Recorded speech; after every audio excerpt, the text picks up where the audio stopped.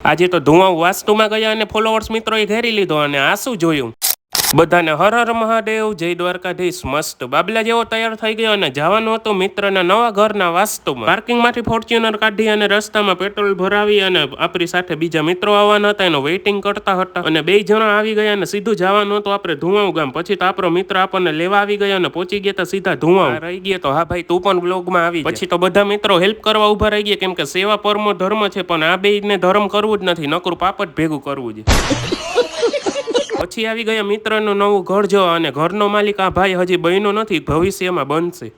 આ ભાઈ અમને ગામનું સ્મશાન અને નદી જોવા લઈ જાય છે. નદીમાં જોયું તો ભેંસો સ્નાન કરતી હતી અને પછી તો બધા નીકળી ગયા ઢીંગેશ્વર મહાદેવ મંદિરે જવા. ફાઇનલી આપણે ઢીંગેશ્વર મહાદેવ મંદિરે પહોંચી ગયા અને કર્યા મહાદેવના દર્શન. કોમેન્ટ કરી નાખજો હર હર મહાદેવ. અને ત્યાં બાજુમાં અતિ જૂનવારી વાવ આવેલી હતી અને તેના લીધે જ ગામનું નામ ધુઆ પાડવામાં આવ્યું હતું અને વાવમાં પાણી તો જબરું ભરેલું હતું. પછી તો લઈ લીધી ડીશ અને બેસી ગયા બધા જમવા. જમીને બહાર આવ્યા તા તો સબસ્ક્રાઈબર મિત્રોએ મને ઘેરી લીધા. બધાને વ્લોગમાં લઈ લીધા, કેમ કે બધા આપણા વ્લોગ જોવે છે ને આવો ને આવો સપોર્ટ કરતા રહેજો. તો હવે કરી નાખો ફોલો.